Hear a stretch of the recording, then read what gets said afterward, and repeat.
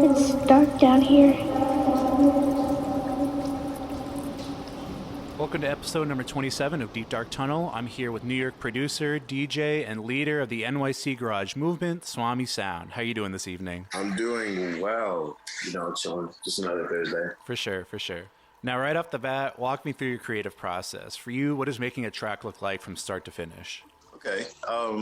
Most of my music, they usually start out as ideas, and I like to consider my music, my tracks as songs rather than just productions or beats alone. I consider myself very multidimensional in the creative musical process, in that I am the executive producer, I'm the forefront of the music, I'm the songwriter, I'm the composer, I do the arrangement, but that doesn't mean that I'm always doing it by myself. So a lot of my tracks start out as individual ideas, feelings, shower thoughts, if you will. And as I branch them out and I transform them into more fleshed out ideas, I show them to collaborators, friends, listeners, like new listeners, new friends. And through that, I go through a collaborative process along the way just by getting thoughts, hearing about the feelings, what the music makes them feel. And and then I build upon my music based on the reception of how I move with it. Kind of literally how I travel with the files on a monthly basis and stuff. Yeah. For sure. Now, how would you classify or describe your music you make? My biggest classification for my music, I would call it memory music. And the big ethos behind that is essentially, it's music for, it's not necessarily nostalgic music. Given the nostalgia behind garage music and the history behind it, and how audiences right now are they're getting a really good feel oh damn, I love this when I was this age. And then there are a lot of people who weren't able to experience it because they were in diapers at the dawn of this genre per se. Right now what I'm doing is offering a musical standpoint of something that you can experience right now, either reminisce it or also just recall memories that you never had, so that you could develop your own memories with it. And on top of that, memory music for me is also a very personal thing. The concepts of my music and the subject matters have a lot to do with memories that I usually forget that I have. As a songwriter, as the artist, as the forefront of my music, I get to express things that I don't necessarily remember it at the tip of the iceberg in my brain. A lot of it is deeply subconscious, and I get to recall feelings of events that were either traumatic or sad, really happy, or just overall somber. But you get more of a somber feeling. You get most of the somber feelings through my music, and but that's that's also just the intersection of inspiration as well. So Definitely, that's beautiful. I love the idea of forming music with the idea of either recalling or forming a legacy. yeah, Really. precisely, exactly. Now, right now, you're at the forefront of what you're calling the NYC Garage movement. Now, what is NYC Garage? What's the message behind it? What do you want to see from that? Well, I think first and foremost, with New York City Garage, I call it garage on purpose. There's a big discourse. It's always this way or that way. Mondays through Fridays, I'll call it garage. I'm not the English police. I'm not the English police, but if you recall any point where I've been talking about this, even when I started doing this, I never folded. I never called it garage. And the big reason why I call it New York City Garage is because I know that there was a fine line between garage at its inception with Paradise Garage, and then when UK Garage and two-step had its moment. Mm-hmm. So the reason why I call it New York City Garage is because right now I'm making two-step music. I'm making music that is directly referencing UK Garage. And by way, I'm acknowledging the transatlantic musical exchange of how it started in New York, went to the UK, you got speed garage, and then you get UK Garage, and you have two-step. And right now, like my reference point was two-step music of like actually not even old two-step music. I'm very much inspired by like the new school of garage producers, Jemmy, Conducta, Champion DJ, Selecta, etc. All the above, tough culture. Like I'm very tapped in with like UKG right now. And it wasn't like I wanted to make UKG because first and foremost, I'm not British. I'm not British, and I've never been to London yet. I've never been to the UK yet. Big emphasis on the yet, but I definitely like appreciate the culture, the musical, like the legacy that it has now. And it's helped me sort of like have a glimpse into the legacy that UKG made, and by the legacy that Paradise Garage music dawned. Like, and at large house music in general, it helped me sort of find my space in the realm of house music. And I get a lot of flack about it, like whenever I speak on it, or rather like I make like TikToks about it, or I'm tweeting about it. A lot of people don't necessarily know like they don't understand the tone. So they don't know that I'm saying garage and like what I mean, like what I just told you. They don't know all that. So like, thank you for even giving me this opportunity to even speak on it. 100%, yeah. Because I'm not gonna go on a Twitter storm just about like I'm pronouncing it differently just so y'all know that I mean this differently, like that I mean something, and that I know the difference between what I'm making and what was, and that like I'm acknowledging right now I'm at a point of the evolution of this sound, and that's just how the cookie crumbled, and this is where I am. Like y'all can be a part of it too. And I'm sorry for like going on a tangent with that. No, it's okay. It's like, so like what New York City Garage means for me, it's like, this is like where we're at as far as the transatlantic exchange goes. Like you can consider it New York Garage if you mean like that, like the Paradise Garage, like the inception of garage music. But right now we're at New York City Garage. Maybe we have to spell it differently at some point, but who knows? We just started it. And what I want to do is sort of develop a community of just like two-step producers. I want to develop a community of two-step DJs. I want house music I want two-step to sort of like have its shine in the States. And I know for a fact that it has a space because a lot of people have been responding to it really well, especially towards me. They're like, glad this is getting some shine in the States again. From like OD, like British audiences worldwide, like even garage communities abroad, like people a part of those communities abroad have been contacting me, like it has a space.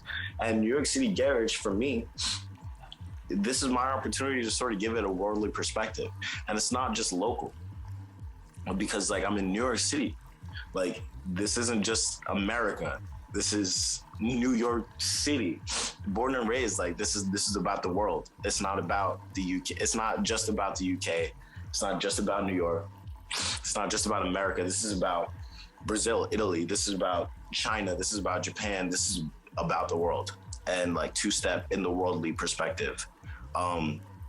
There's a producer that I'm really into right now, Sartana. He did two UKG edits to Pharrell frontin', and then this is how we do it, but like insane, and like I spend those all the time. Some juice for y'all, but like Italy, you know what I mean? Like you're not calling it like Italian garage, but like it's supposed to be inclusive. Like it's very inclusive. It's not exclusive at all. I'm not the only, like I don't want to be the only one to do it, but right now someone's got to do it, and that's what New York City Garage means, and that's why I am New York City Garage, because someone's got to do it. Yeah, no, that's a great answer. I find it so interesting, especially that like this is a genre that I've only been hip to for like the past 3 years. So I find so interesting the change of phonetics of garage, how much like respect you're putting into the genre as a whole. Right. Yeah. And it would be silly of me to not. Of course, yeah. Now I want to talk about your remix of the song you made. It's Khalila's Waiting. I feel like that's your most popular track. I want to know, do you have a special connection to that song? What went into the whole production process of that? I know you thought about it. Yeah, the Kalila flip is it's a flip of a flip. Oh, It's a flip of Nathaniel James's flip of Waitin' on the Take Me Apart remixes. So the reason why I made that was actually like very whimsical. Like that's my relationship with music. It's either whimsical or very methodical. And I made the Waitin' flip to promote Back in the Day, like that single, because Back in the Day was coming out in like probably like 8 days. And I was like, you know what, like I was feeling a lot of good momentum over TikTok, and I'm like, yo, you know what? Like a lot of people are sort of like giving me attention. They're finding me. And I'm like, yo, let me treat y'all real quick. And so I was on my way home from the Bronx to my apartment in Brooklyn, and I was listening to that remix, and it was like that remix. It has no drums. It's just like a string section, like a synth string section. I'm like, yo, like, what if it had some like house drums on it? I had thought about it for a while. I was like, yo, what if I had some house drums on it? But like, it was that point in time. I was like, yo, let me just put like the drums from Back in the Day on it. And let me just, switch it up a little bit so it's not the same. But what I was doing with that is showing what Back in the Day was going to be like. It was going to be like emotional. It was going to be ballady. But it was also going to have a mix between R&B drums like Timbaland with garage drums, just period. So sort of showing the percussive side. So all I did with that song was add drums. I just added drums. I sped it up a bit, but then I also mixed like the actual composition to a way that was very neat, so that y'all are getting like the New York City garage taste. Like that's a taste of it and what it could be. And so I think that same day I had like footage from me standing in the train station while I was listening to the song. I was like, and then I just made those TikToks, and then they just worked out because also like I miss Kalela, period. That's it. for sure. And but also personally speaking, this is the final thing I'll say on it. It's going through a breakup, so like Kalela is just like really important, like really healing at the moment, and to tie it all together, like New York City Garage, like for me to be New York City Garage right now, anybody else could be New York City Garage, but like my music is actually just like made to heal, and that's why like a lot of it is melancholic. So like I'm making like healing music personally, and that's kind of how I want it to come across for other people. Yeah. No, I wanna tie back in what you were talking about, your series of TikToks to that song, your other songs that you made. I feel like almost reminiscent to like old Adult Swim bumps. It's just you with no conversation. It's your music with just a block of text. And I want to talk about how much do you think goes into the artistry of trying to market yourself for other people, whether it be through TikTok, Twitter, social media, this, that, or the other. How much do you think of being an artist is marketing yourself? I don't think about it like too much. Like the whole thing with me standing at a garage with the block of text was me implementing every piece of advice that I've been seeing on TikTok. Mm-hmm. And like all the advice that like my friends would tell me how to make like good TikToks. That was just a combination of all those pieces of advice. So I had my manager, Ellie, it was like, yo, why don't you make like outfit TikToks? Like, because, you dress cute. I'm like, yeah, but like, that's kind of corny. And then my other manager, Guy, is like, yo, you need to make more interesting TikToks. And I'm like, whatever. I don't care. And then my friend Rachel was like, you gotta stop gatekeeping yourself. And then everybody else on TikTok is like, make 7-second videos. And then everybody else is like, make 7-second videos with a whole bunch of text on it. And then, so like, there was just one day where I was just like fed up with it. And I was like, all right, like, let me just like use my tripod and take a video of me standing in front of this garage with this nice outfit on. And then put a whole block of text explaining myself. And it just worked. It worked. And that was while I was promoting Back in the Day. And that was it. So like there was no like big ethos behind it, no like marketing myself. But the whole New York City Garage thing also was like, me saying I'm New York City Garage was actually my friend's idea. It was my friend's idea. Like my friend John Roseborough, who's also pretty big on TikTok right now himself. Really big, like he's at the forefront of the post-Bossa like movement right now. And Cool. so, and him and I know each other through a mutual, Guy. And I, was going to him for advice on how to make better TikToks. And then he was like, I was showing him some early drafts and he was like, yo, in it, just say I'm New York City Garage. And I was like, oh, what do you mean by that? And so, I mean, I took his advice too. But then like slowly but surely, I am New York City Garage, that phrase just became it. Like, and it's not even like it was almost like mimetic in a way, but now it's just like, I gotta stand on it. Cause I am gonna stand on it. This is what I am. Like, this is my legacy and like I have an opportunity to build on it. So yeah, I'm happy about it. Definitely, yeah. Now, as a DJ and a playlist curator, can you explain to me what two-step verification is? Yeah, two-step verification was also a title of something that wasn't necessarily mine, but somebody had to do it. Tony G, shout out to Tony G. Tony G, DJ, producer, New York based, I believe. But he tweeted one day, NTS should have a garage radio show called Two-Step Verification. And then I quote tweeted him my first mix video. I was like, yo, I'm taking this. I got it. That was It's a great name. It's a great name. Phenomenal name. And he did it for the jokes, but I was like, wait, yo, you gotta be opportunistic.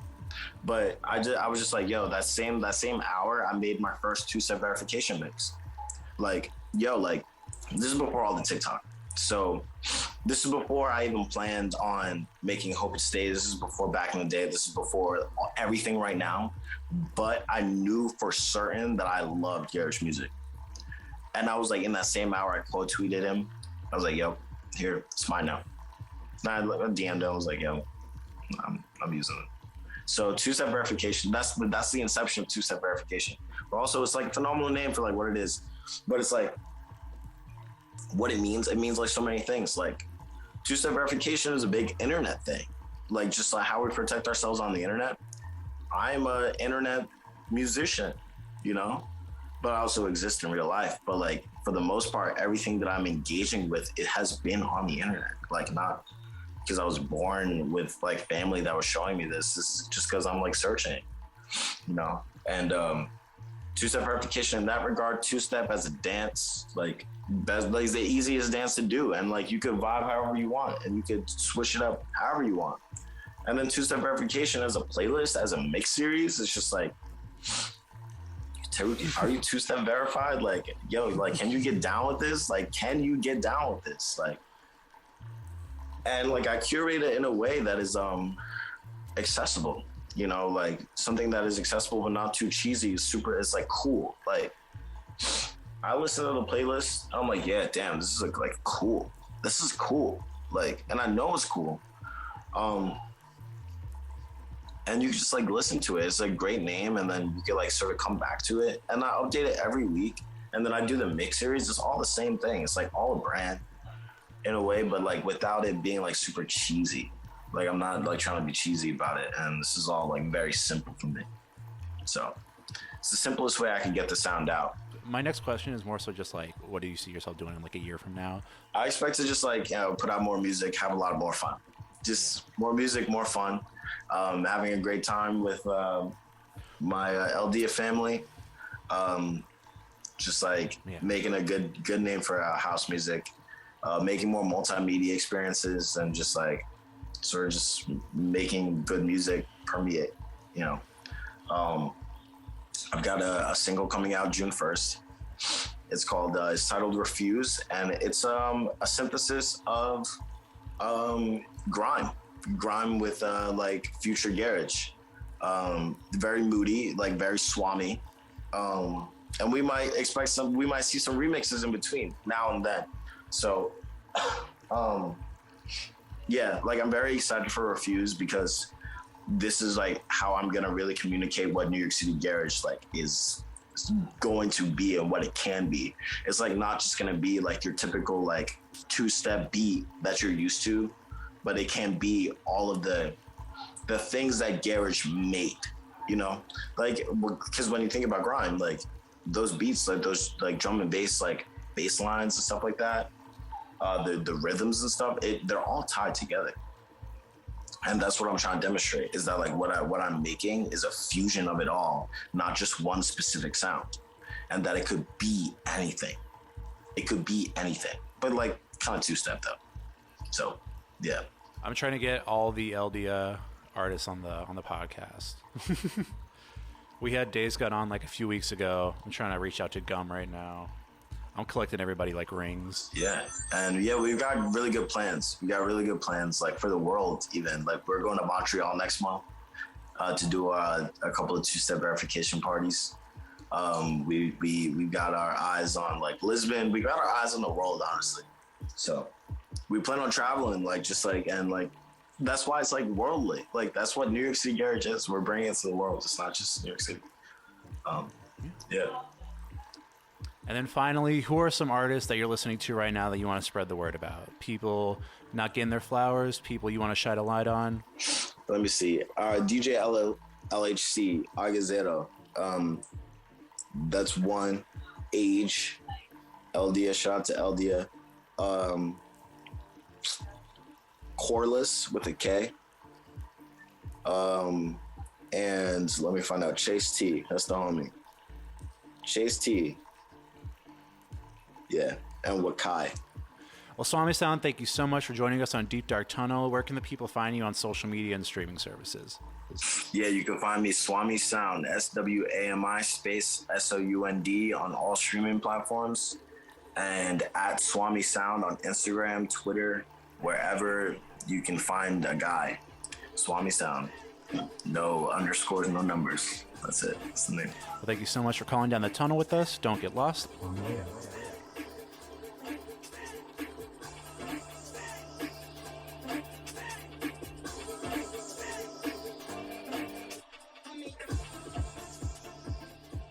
Now playing Back in the Day by Swami Sound. Featuring Camille.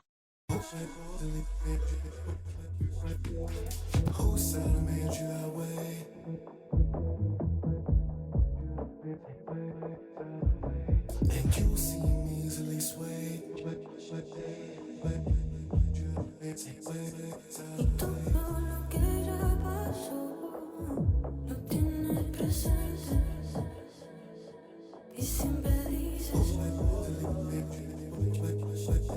¿por qué me haces sentir así?